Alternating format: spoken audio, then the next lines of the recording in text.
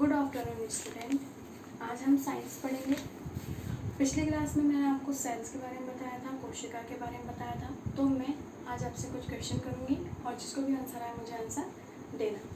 तो आपका क्वेश्चन है पहला कि कोशिका किसे कहते हैं या कोशिका क्या है। कोशिका जीवन की एक इकाई है। गुड। आपका दूसरा क्वेश्चन है कोशिका की खोज किसने की थी। कोशिका की खोज रॉबर्ट हुक ने की थी। Very good. अब आप मुझे बताएंगे कि कोशिका में उपस्थित विभिन्न प्रकार के कोशिकांग जो होते हैं वो कौन कौन से होते हैं। माइटोकॉन्ड्रिया, लवक, lysosome, ribosome, vacuole. Very good. अब आप मुझे बताएंगे कि कोशिका का ऊर्जा ग्रह या शक्ति ग्रह पावर हाउस किसे कहते हैं। माइटोकॉन्ड्रिया। माइटोकॉन्ड्रिया को। कोशिका का पावर हाउस किसे कहते हैं, माइटोकॉन्ड्रिया को कहते हैं। तो स्टूडेंट आज हम माइटोकॉन्ड्रिया के बारे में अध्ययन करेंगे। माइटोकॉन्ड्रिया के अंतर्गत हम माइटोकॉन्ड्रिया के बारे में कुछ बातें पढ़ेंगे। उसके बाद माइटोकॉन्ड्रिया की संरचना पढ़ेंगे और माइटोकॉन्ड्रिया के कार्य पढ़ेंगे। तो हमारा आज का टॉपिक है माइटोकॉन्ड्रिया। माइटोकॉन्ड्रिया को हम सूत्र कणिका भी बोलते हैं।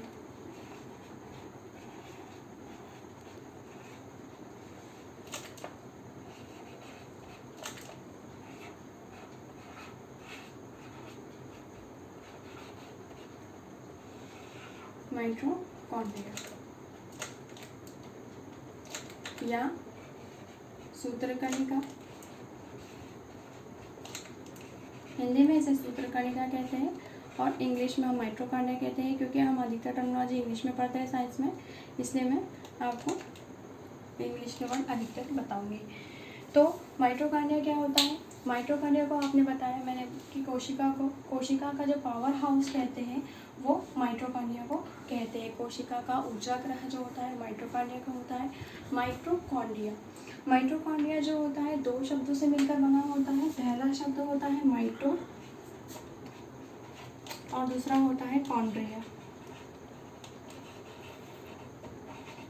तो माइटो का अर्थ है, माइटो मतलब क्या होता है थ्रेड और कॉन्ड्रिया मतलब क्या होता है ग्रैन्यूल्स। इसका जो हमने तोड़ के इसको अलग अलग वर्ड में लिखा है ना। कॉन्ड्रिया का अर्थ होता है ग्रैन्यूल्स और इसको थ्रेड, इसलिए इसे सूत्रकणिका भी कहते हैं। और माइटोकॉन्ड्रिया जो होता है उसको सबसे पहले जो होता है कॉलिकर नामक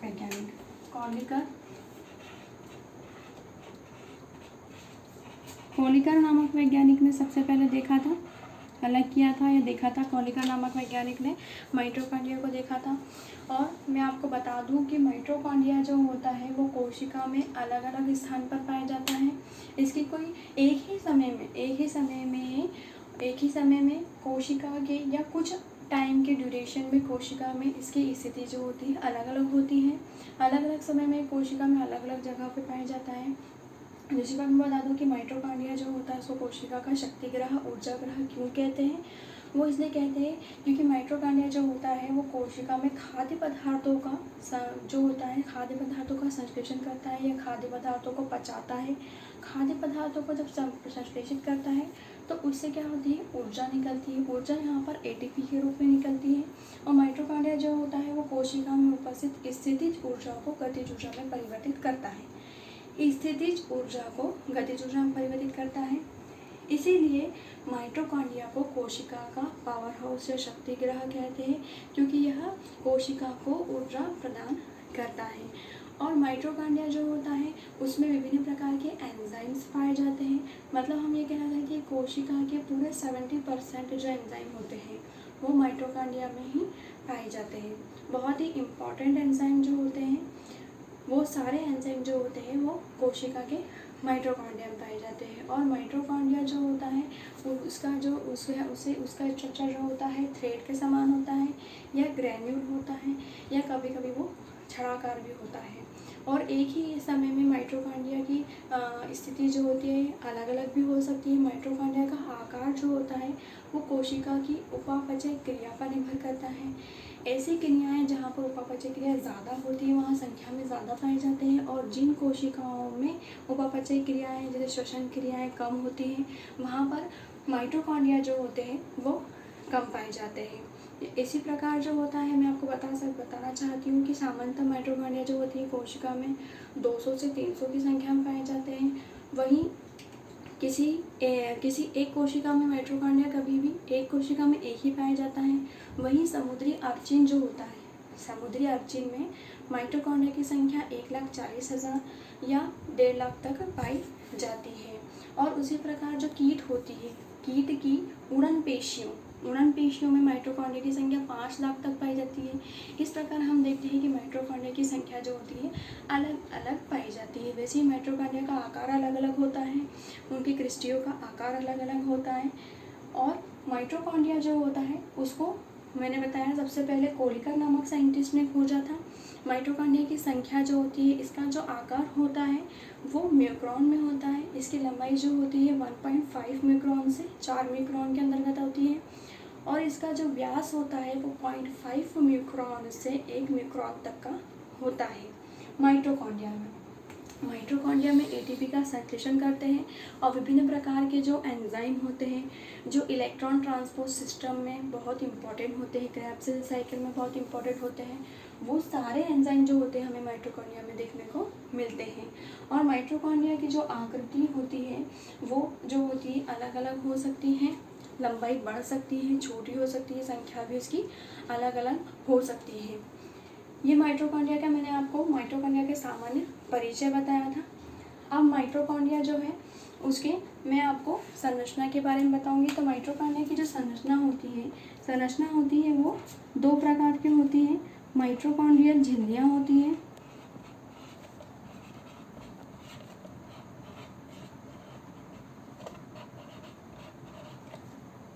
माइटोकॉन्ड्रियल क्या होती है, झिल्लियाँ होती हैं, और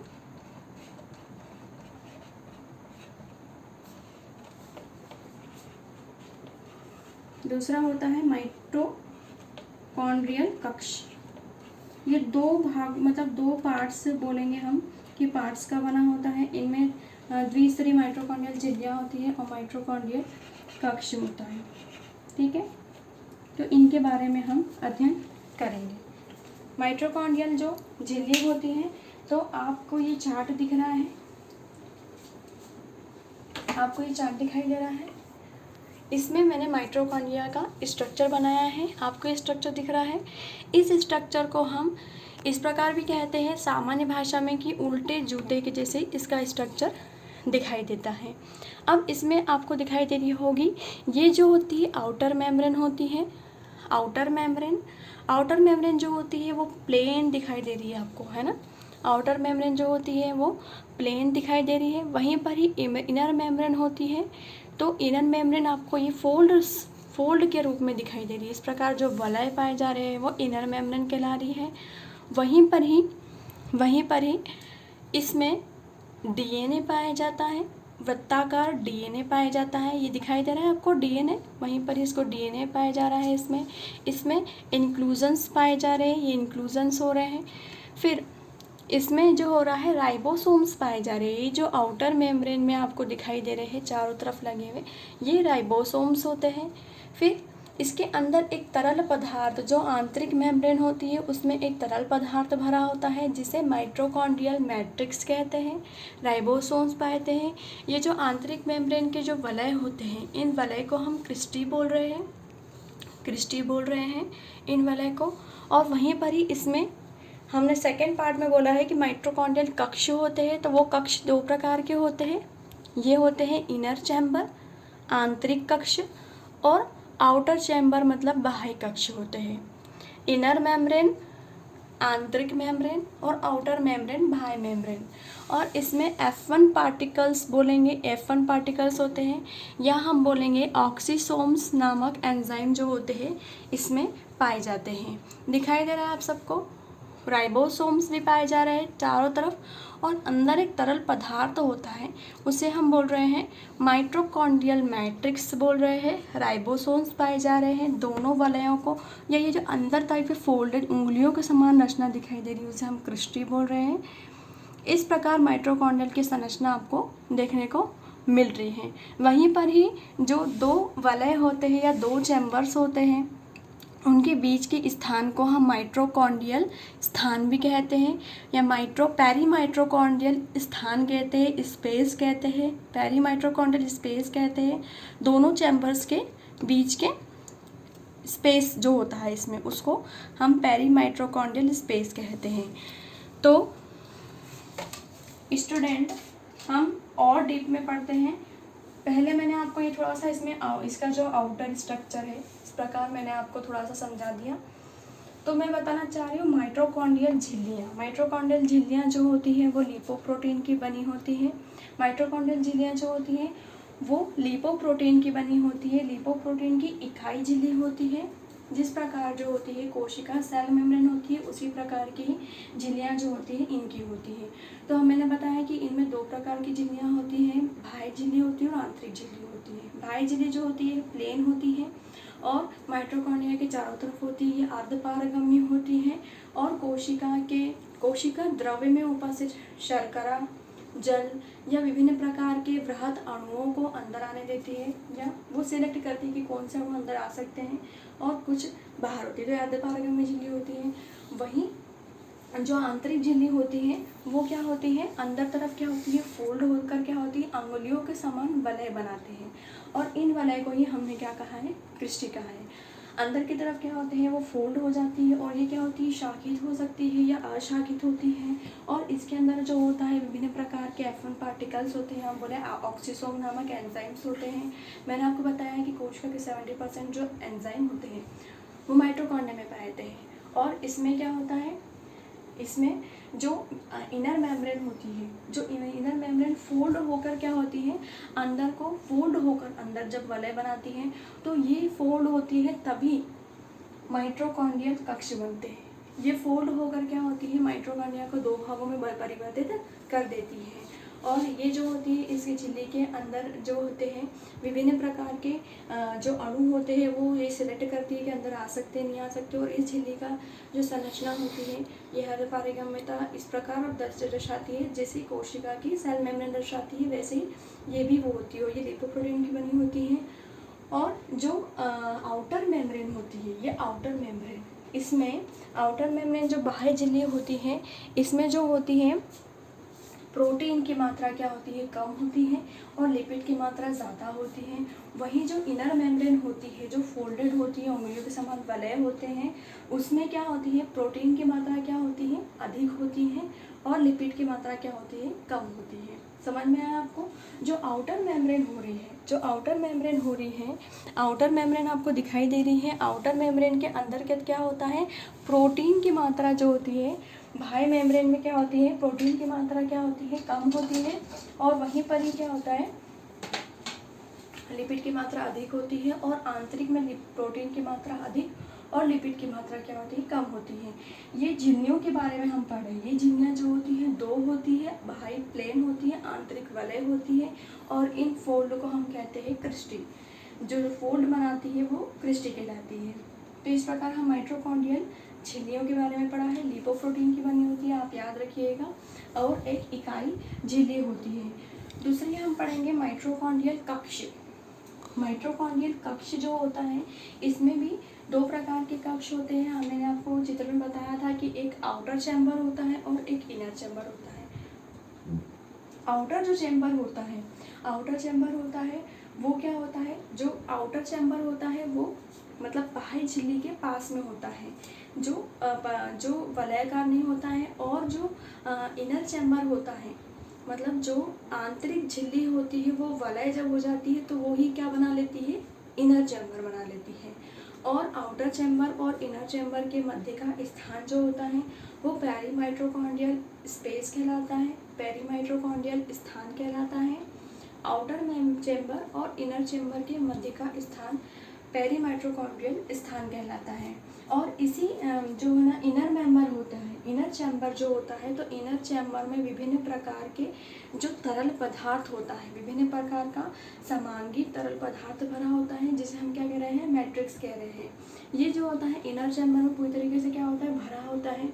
और इसका रासायनिक जो संगठन होता है वो रासायनिक संगठन किसके समान है?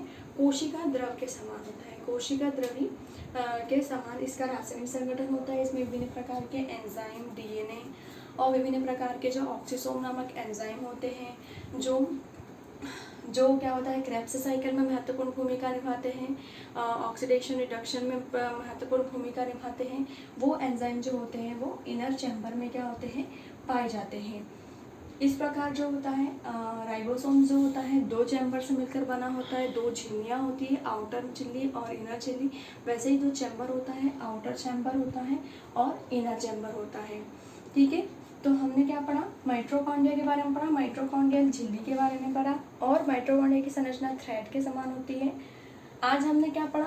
माइटोकॉन्ड्रिया की सामान्य परिचय पढ़ा, माइटोकॉन्ड्रिया की संरचना पढ़ा, है ना? संरचना, ये माइटोकॉन्ड्रिया की क्या है? संरचना। अब माइटोकॉन्ड्रिया के कार्य देखेंगे हम।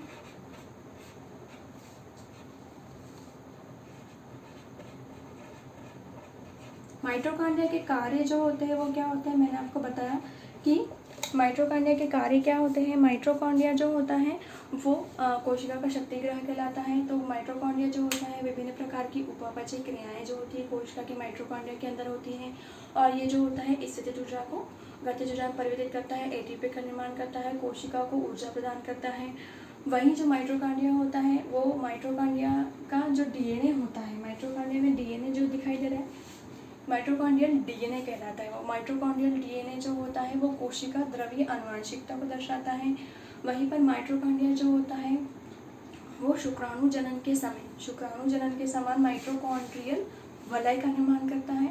माइटोकॉन्ड्रियल वलय का निर्माण करता है। शुक्राणु जनन के दौरान माइटोकॉन्ड्रियल वलय का निर्माण करता है माइटोकॉन्ड्रिया। और वहीं क्या होता है, हीमोग्लोबिन और मायोग्लोबिन में हीम का संश्लेषण जो होता है वो माइटोकॉन्ड्रिया ही करता है। उसके बाद मैंने बताया आपको कि माइटोकॉन्ड्रिया जो होता है वो माइटोकॉन्ड्रियल डीएनए जो होता है वो कोशिका द्रव्य आनुवंशिकता को दर्शाता है। और माइटोकॉन्ड्रिया जो होता है विभिन्न प्रकार के अमीनो अम्ल का संश्लेषण जो होता है वो करता है। और इलेक्ट्रॉन ट्रांसपोर्ट सिस्टम और क्रेब्स साइकिल में विभिन्न प्रकार के जो इम्पोर्टेंट एंजाइम होते हैं वो माइटोकॉन्ड्रिया बनते हैं। ठीक है, और माइटोकॉन्ड्रिया जो होती है वो शुक्राणु जनन के समान जो होता है माइटोकॉन्ड्रियल वलय का निर्माण करता है। तो कुछ इम्पॉर्टेंट कार्य मैंने आपको बताया माइटोकॉन्ड्रिया के बारे में। ठीक है स्टूडेंट, तो हमने आज क्या पढ़ा? माइटोकॉन्ड्रिया के बारे में पढ़ा कि माइटोकॉन्ड्रिया की खोज कोलिकर नामक वैज्ञानिक ने सर्वप्रथम की थी। माइटोकॉन्ड्रिया जो होता है वो थ्रेड के समान ग्रेन्यूल या थ्रेड के समान बेलनाकार आकृति या छड़ाकार आकृति का होता है। और माइटोकॉन्ड्रिया की संख्या जो होती है वो जंतु कोशिका में अधिक होती है, पादप कोशिका में कम होती है। क्योंकि पादप कोशिका में क्या होता है, क्लोरोफिल पाया जाता है और पादप कोशिका जो होती है उसमें एटीपी का संश्लेषण क्लोरोफिल कर लेता है। तो उसमें माइटोकॉन्ड्रिया इतने अधिक नहीं पाए थे, लेकिन जंतु कोशिका में क्लोरोफिल नहीं पाया जाता है, इसलिए जंतु कोशिका में माइटोकॉन्ड्रिया जो होते हैं ज़्यादा मात्रा में पाए जाते हैं। ये इंपॉर्टेंट मैंने आपको एक बताया टॉप पॉइंट। और उसके बाद हमने माइटोकॉन्ड्रिया की संरचना पढ़ा, माइटोकॉन्ड्रिया की माइटोकॉन्ड्रियल झिल्लियों के बारे में पढ़ा, माइटोकॉन्ड्रियल कक्ष के बारे में पढ़ा। 2 प्रकार की झिल्ली होती है, 2 प्रकार की झिल्ली होती है माइटोकॉन्ड्रिया की। इनर मेम्ब्रेन्स होती है, आउटर मेम्ब्रेन होती है। 2 प्रकार के कक्ष होते हैं, इनर चैम्बर, आउटर चैम्बर। इसमें डीएनए पाया जाता है जो वृत्ताकार होता है, इंक्लूजन्स पाए जाते हैं। दोनों वलयनों को हम इस प्रकार के वलयनों को हम पृष्ठीय बोलते हैं। राइबोसोम्स पाए जाते हैं आउटर मेम्ब्रेन में, बाह्य चैम्बर में राइबोसोम्स पाए जाते हैं। माइटोकॉन्ड्रियल मैट्रिक्स अंदर पाया जाता है जिसका संगठन जो होता है कोशिका द्रव के समान होता है। राइबोसोम्स पाए जाते हैं, F1 पार्टिकल या ऑक्सोसोम प्रकार के एंजाइम पाए जाते हैं। और माइटोकॉन्ड्रिया के कार्य पढ़े हमने कि माइटोकॉन्ड्रिया के कार्य जो होता है कोशिका का शक्तिग्रह कहते हैं या ऊर्जाग्रह कहते हैं। और विभिन्न प्रकार के शुक्राणु जनन के समान माइटोकॉन्ड्रियल वलय का निर्माण करता है। और हीमोग्लोबिन या मायोग्लोबिन में हीम का संश्लेषण करता है, अमीनो अम्ल का संश्लेषण करता है। विभिन्न प्रकार के एंजाइम कोशिका में जो पाए जाते हैं उनको संश्लेषित माइटोकॉन्ड्रिया करता है। इस प्रकार हमने माइटोकॉन्ड्रिया के बारे में पढ़ा। तो स्टूडेंट, मैं आपसे कुछ क्वेश्चन करूँगी, उसके आंसर आप मुझे देना। तो आप मुझे बता सकते हैं कि माइटोकॉन्ड्रियल स्पेस किसे कहते हैं? माइटोकॉन्ड्रियल स्पेस किसे कहते हैं? आउटर चैम्बर और इनर चैम्बर के मध्य स्थान को हम माइटोकॉन्ड्रियल स्पेस या पेरीमाइटोकॉन्ड्रियल स्पेस भी कहते हैं। आपको मैं एक क्वेश्चन और करूँगी कि माइटोकॉन्ड्रिया जो है, माइटोकॉन्ड्रिया को कोशिका का शक्तिग्रह क्यों कहते हैं? क्यों कहते हैं? क्योंकि यह क्या कहता है, भोज्य पदार्थों का उपापचय में महत्वपूर्ण भूमिका निभाता है और ये स्थितिज ऊर्जा जो होती है उसको गतिज ऊर्जा में परिवर्तित करता है और एटीपी का निर्माण करता है। इसे हम क्या कहते हैं, शक्ति ग्रह कहता है। मैं आपसे एक क्वेश्चन और करना चाहूँगी कि माइटोकॉन्ड्रिया कोशिका में किस जगह पाया जाता है? तो हमने आपको बताया कि माइटोकॉन्ड्रिया ऐसी जगह ज़्यादा पाया जाता है जहाँ पर उपापचय क्रिया या श्वसन क्रिया हो रही है, प्रोसेस हो रही है, तो वहाँ पर ज़्यादा पाया जाता है। अब आप मुझसे एक क्वेश्चन और मैं करना चाहूँगी कि माइटोकॉन्ड्रिया जो होती है उसमें जो किन किन मतलब प्रोसेस में या किन किन साइकिल्स में माइटोकॉन्ड्रिया हेल्प करता है?